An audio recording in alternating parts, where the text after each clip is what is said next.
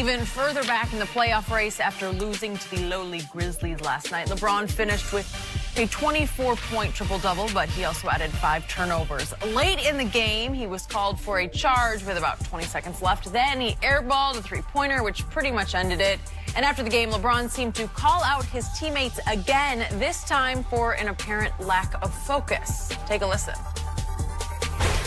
At this point, if you are still allowing distractions to affect you, the way you play, then this is the wrong franchise to be a part of, and you should just come and be like, listen, I can't do this. Like, seriously, if you're distracted by playoff pushes and then all the stuff that's been talked about this year, that just come and do your job. We do our job at a high level, and that's not a distraction. That's what you want. That's what you want every game. You want to feel like you're fighting for something. All right, we're joined by FS1 NBA analyst Matt Barnes. Morning. So, Matt, what is the biggest problem with the Lakers right now? I think I'm a huge LeBron fan, but I think he has to kind of sit back and drink this right now from the standpoint of he rattled the cage. Rich Paul rattled the cage. Magic Johnson rattled the cage. This team was number 4 in the West before he got hurt. They lose him, they lose Lonzo, so they have a minor setback. But then they shook everything up during this trade deadline. And like I said, I respect the fact that they tried to get it done. I don't like the way they went about it, but you rattled a lot of young, fragile, just in the league type players that lean on you for some kind of stability, yet they feel like you're trying to get everyone out. So I think LeBron just has to sit back and take this, and hopefully he can encourage these guys to play hard, play the right way, and get it going. But what I see mainly, LeBron has to play defense. He has to play defense. I mean, this is such a switching league now, and second and third efforts on defense and rotations, and LeBron is not giving them that. And I think some of the guys are probably getting tired of hearing him, you need to do this, you need to do that, but he's not doing his job defensively. He's amazing offensively, would never want to take it away. He's always going to show up offensively, but he needs to give a little bit more effort on defense to help this team get going and for guys to be like, okay, our leader is doing it, now we're going to follow behind him. I agree, and I told you this yesterday, Skip. I said when from a distance, everybody looked at it like, man, look at LeBron. Man, LeBron coming to the Lakers, he want to play with us. See, you have this false sense of who you think he is from a distance. Now you put him in there. Like, this dude a mofo to play with, man. He always on one. And as Matt said, but the thing is being professional. This is a part of it. Trades are a part of it. Yes. And you hope, and the greater you are, the less likely you will be involved in one. But if the team deems that they can get a guy and they have to trade you and for your homeboys, they're going to try to make that happen. Okay. Now, I believe Rich Paul went to Dale Demps before the season and let him know that Anthony Davis wouldn't be re-signing. And Dale sat on it because he's like, man, look at AD. Look at these career numbers. Points, rebound, assists, blocks, steals. Look how he interacting with his teammates. I'm just going to sit on this and he'll just change his mind. No. And then when Rich Paul made it public, now then it came out, because I'm sure if you're in that basketball circle, you hear possible potential. Man, y'all want to know. Everybody, and Magic made it clear. Everybody, if the Lakers are involved in a trade, everybody can be had except LeBron. That ain't no secret. Yeah. This is not no 6 o'clock news. We interrupt these normally scheduled programs to bring you this. You know what's going on, Skip Bayless. But like LeBron said, you at the wrong franchise. You can't handle this. You playing the wrong sport. If you can't handle this, you don't need to be no sport. Because this is how I come at you, bro. So is he at the wrong franchise?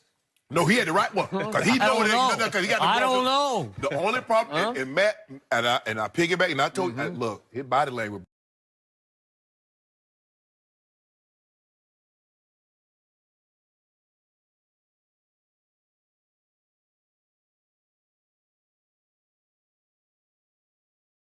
I need you to give multiple efforts. And can't Skip, LeBron can't sit down in the chair anymore like he could when he was in Cleveland. Can he just try? No, Can he just try? He can try, but here's the thing, is that nobody can stay in front of their guy. Dribble penetration is killing them. Right. Because now the guy gets into the lane, he kicks, wide open three, wide open jumper. And then, come on, but I need more effort. The body language, the guy make a shot, dude, it's not, LeBron, it's not the end of the world. They're gonna I guarantee you they're gonna make another shot too. But every time they make, the opposing team makes a shot, it's like. Or a turnover or anything. Yeah. But bro, you turned it over too now. And that's the thing, Skip. You got to be careful. You never ask more than you're willing to give. You can't ask your team to give second and third effort if you don't. Skip's loading up. You got something. Question. Yes.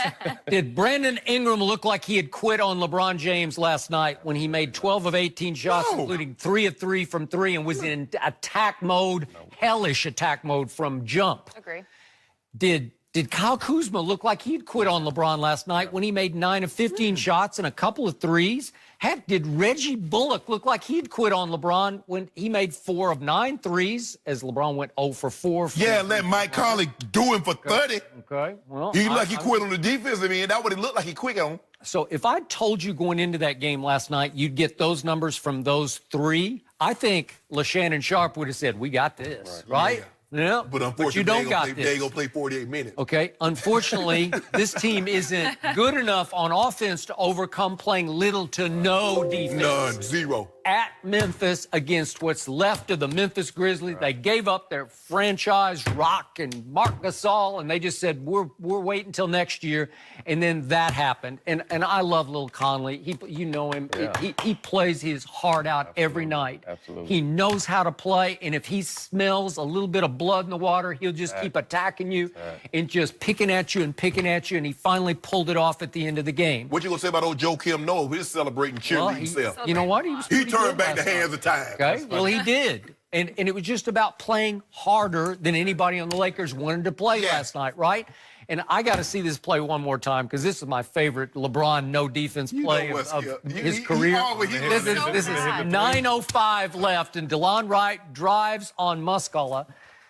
And can we see it, please? If we could see it, it's 9:05 left. Here it is. Muscala got it. Did you see LeBron on this play? Let's see it again. Here's LeBron. LeBron!